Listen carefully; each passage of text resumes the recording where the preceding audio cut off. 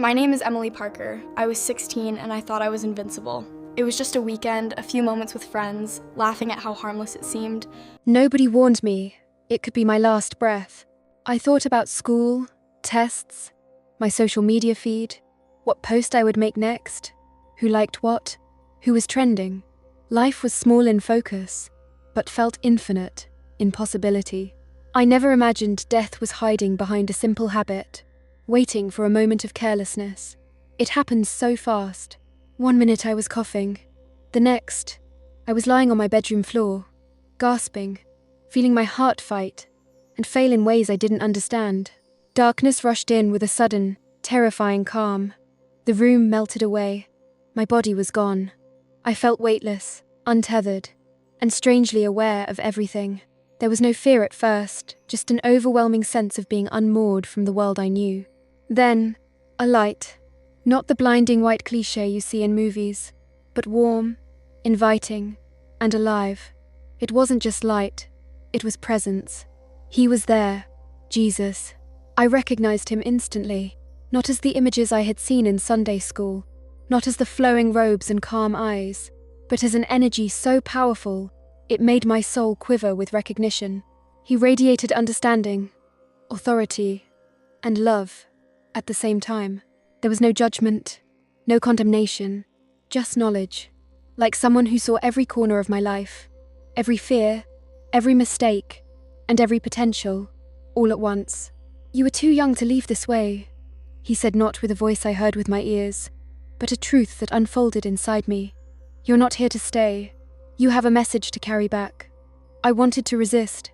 I wanted to float in that calm forever, away from the pressures, the stress, the constant notifications, away from the noise of a world that demanded perfection, popularity, and endless scrolling. But I felt a tug, gentle but insistent, like a thread pulling me back to where I belonged. He showed me visions of my life, in flashes. The first was my phone pings, alerts, messages, endless streams of curated perfection, faces smiling, lives seemingly flawless, happiness compressed into images and videos, each one whispering, "You're not enough." I saw my friends, my classmates, the teens I knew and didn't know, trapped in loops of comparison, judgment, and validation seeking. Each swipe, each like, each comment, fed shadows I could feel, but hadn't understood until that moment. It wasn't the technology, it was the effect on the heart, the soul. I felt the sorrow of millions of unseen hearts, crying silently behind screens, comparing themselves to people they barely knew, hiding their pain, pretending to be perfect. And he whispered, "This is the battlefield. Social media is not just entertainment. It is a mirror of desire, envy, pride, and fear. You must help them see it." Then I was shown the contrast. Moments of true connection, someone listening, someone praying, someone showing kindness without expectation. Tiny threads of light piercing the darkness, unnoticed by most, but powerful, nonetheless. He said, "Every act of love, every choice to pause, every word of encouragement or prayer is resistance against the shadows. This is what you bring back." I understood then. My life hadn't ended with vaping. I had been given a glimpse of a spiritual reality interwoven with the digital world, and a responsibility. If I survived, or even in death, if I could reach through my words, it was to warn, to guide, to awaken hearts, dulled by endless scrolling and comparison. The weight of it pressed gently on me. This wasn't just a story about me. It was about Gen Z, about everyone who couldn't see the danger hidden behind their screens. I floated, absorbing the visions, feeling the immense responsibility of it, the hum of love, the quiet sorrow for the lost, the urgency to act. It all coalesced into one thought. I had to return. The world needed a warning. The darkness was real, but so was the light, and someone had to carry the message back. The pull grew stronger. I felt my body calling me back. The cold weight, the sound of machines, the smell of antiseptic. It was terrifying, but I knew I had to return. Jesus didn't need to explain why. I understood it instinctively. My mission was bigger than me. The visions continued, showing the path of destruction that vaping and distraction had left behind. Not just in me, but in countless other teens who didn't understand the fragility of life. He showed me my friends, my classmates, everyone I knew and some I didn't, trapped in invisible chains. Each notification, each like, was a tiny hook, pulling their hearts toward emptiness. They were connected, but isolated, living in a digital fog where fear and envy whispered louder than love. The shadows crept between the lines of emojis and selfies, feeding on doubt, insecurity, and competition. It wasn't obvious. It was subtle, insidious. Gen Z didn't see the damage until it was already done. Then he showed me the cont. Rast again, a group of teens sitting in a circle, phones off, listening to each other, laughing, crying, supporting one another without judgment. They were small pockets of light, but powerful. These are the moments that fight the darkness, he said. Every act of true connection pushes back the shadows. Every act of kindness is a weapon in the battle for souls. I felt the weight of that. It was both terrifying and hopeful. A war was being fought in hearts every single day, and most people didn't even know it. He showed me my own life, what had led to my vaping, my fears, my desire to fit in, the pull of social media, the pressure to be perfect, to be liked, to be seen. He didn't condemn me. He didn't need to. I already understood the consequences. I saw the path I had chosen, one moment at a time. The casual habit of a vape pen had escalated without warning, a symbol of many small choices that led to devastating results.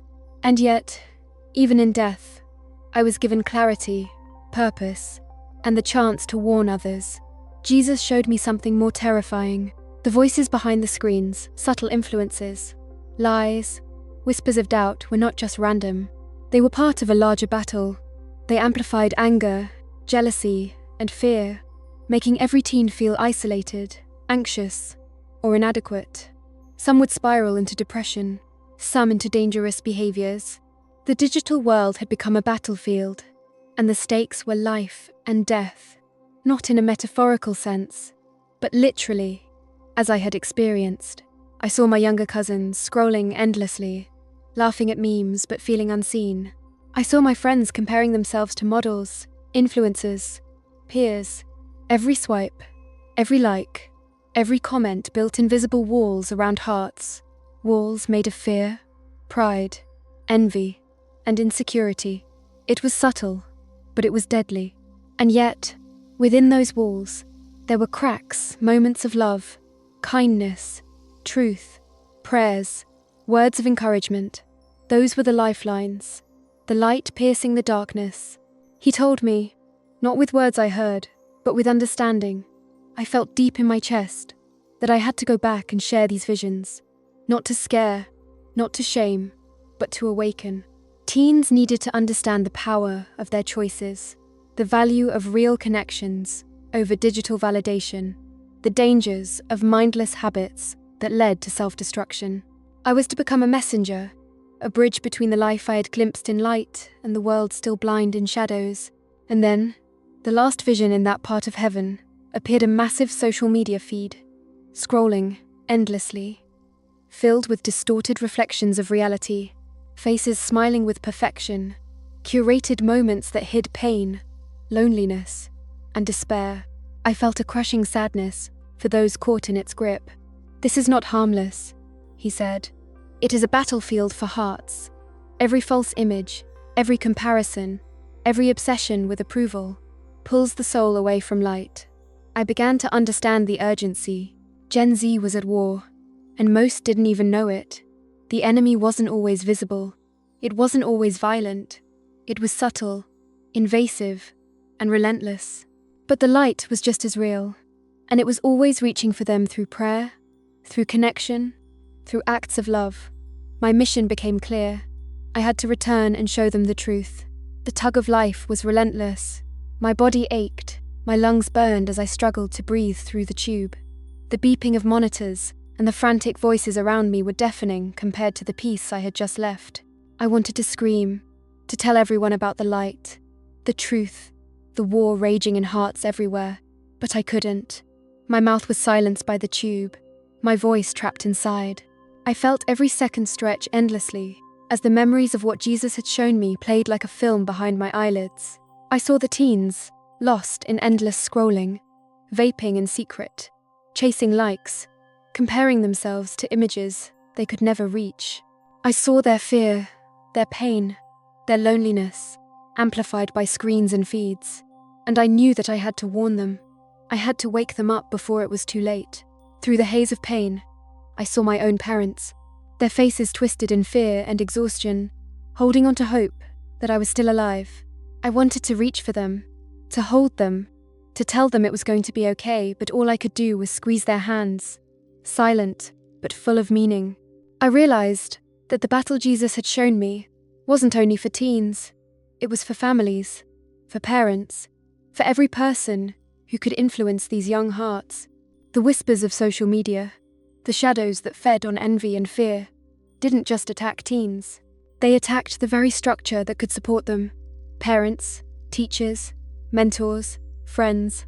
They were all lines of defense, but too often they were distracted, disconnected, unaware of the dangers lurking in seemingly harmless apps and platforms. I felt an urgent, almost desperate need to make people see. Jesus' message was simple, yet overwhelming. Love was the only weapon that could break the hold of the shadows. Genuine, unselfish, present love. Not just scrolling hearts and likes.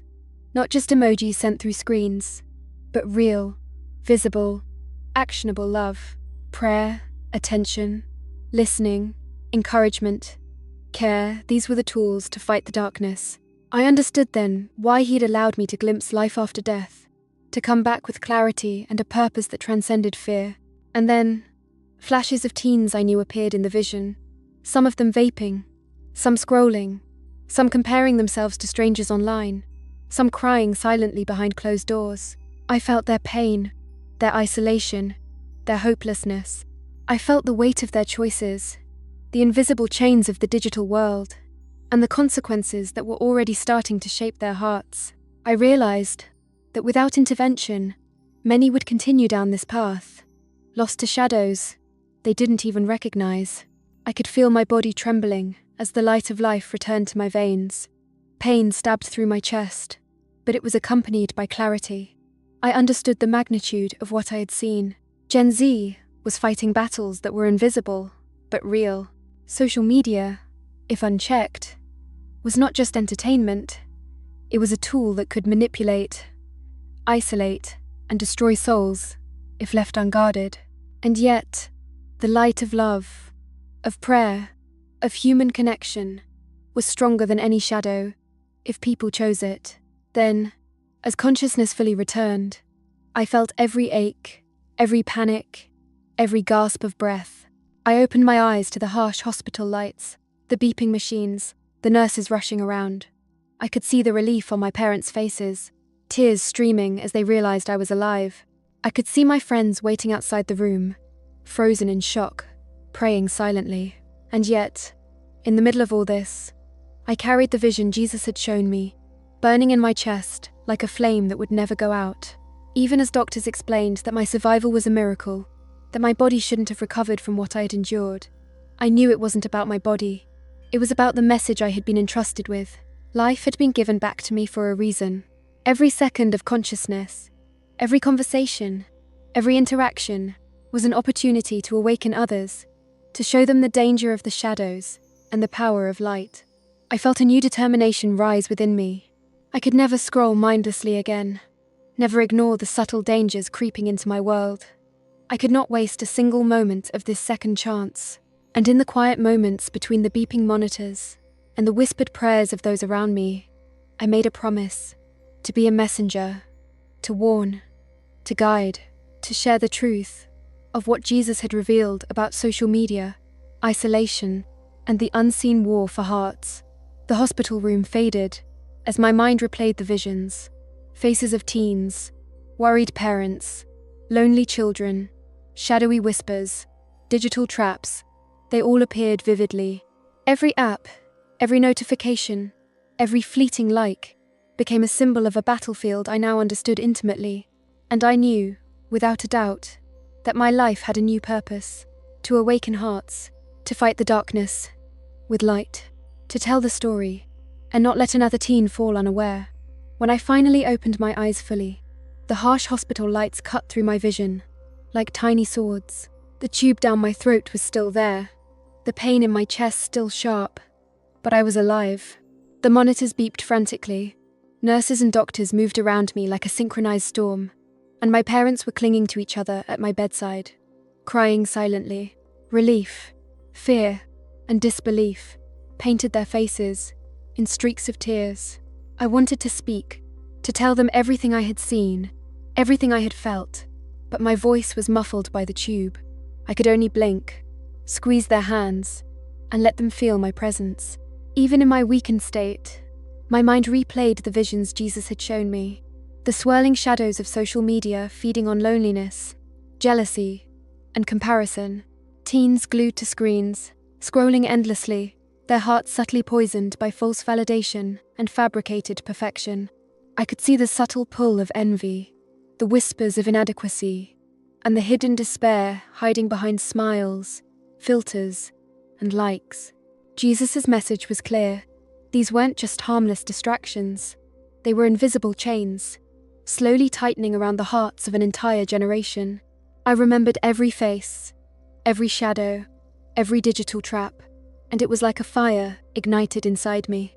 I had been given a second chance, and I knew with every fibre of my being that it wasn't just for me.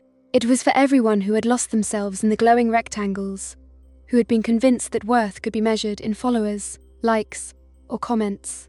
I had seen the alternative: real light, real love, and the true value of life beyond the screens. I had to share it. I had to fight. When the doctors finally stabilized me, my parents' wisp read into my ear, asking if I remembered anything at all. I nodded slowly, tears streaming down my face. I tried to tell them, but I was still weak. I whispered the words I could. It's the shadows, social media. It's dangerous. We have to love them.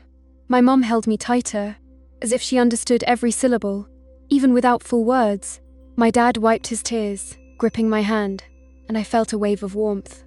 Even though I couldn't speak fully, I knew the message was being felt, and that it was enough for the moment. In the days that followed, I recovered slowly. My body healed, but my mind remained hyper-aware. Every time I saw teens on their phones, scrolling endlessly, or heard someone boasting about followers or likes, I felt a pang of urgency. I thought about the shadows, the invisible traps, and the wasted potential. I started speaking wherever I could at school, in my community, even online, trying to reach my peers with the message Jesus had entrusted me with. Social media itself wasn't evil, I explained, but the way it was used could be deadly for hearts that weren't anchored in truth, love, and presence. I shared stories of real connection, of being present for friends, of listening without judgment, and of embracing life offline. I encouraged teens to look up from their screens, to pray, to support each other, and to choose love over envy. I told parents to stay vigilant, to ask questions, to be present in the lives of their children, and to model mercy and understanding. Everywhere I spoke, I could see flickers of awareness in their eyes, tiny sparks of hope, small but significant. I knew the journey wasn't over. Every day would present new battles against the shadows of comparison, isolation, and distraction. But I also knew that light could push back, if only people chose it. Jesus' words echoed in my heart. Every small act of love, every prayer, every moment of attention given to a struggling soul breaks the chains of darkness. I realized then that my near-death experience wasn't just a warning, it was a call to action, a mission for me to awaken Gen Z to the dangers of the digital age, while showing them the power of love, presence, and God's light. Now, whenever I look at the world, I see both the shadows and the light. I see teens trapped in endless scrolling and vaping, but I also see opportunities for intervention, for guidance, for hope. Every conversation, every act of kindness, every moment of empathy is a thread that can pull someone away from the darkness. My survival wasn't just about me, it was about the message I carried, the truth I had to share. And I know, with certainty, that this mission will define the rest of my life. This is the truth I bring back from the edge. Life is fragile. Social media can be dangerous. And the hearts of Gen Z are precious battlegrounds. Shadows whisper constantly, but love, attention, prayer, and presence are louder. I survived death to carry this message, and I will never stop. Every teen deserves a chance to see the light before it's too late. This is the reality Jesus showed me. This is the warning I must deliver. And if even one heart turns from the shadows because of what I experienced, then every second of pain, every gasp of breath, every tear I shed has been worth it.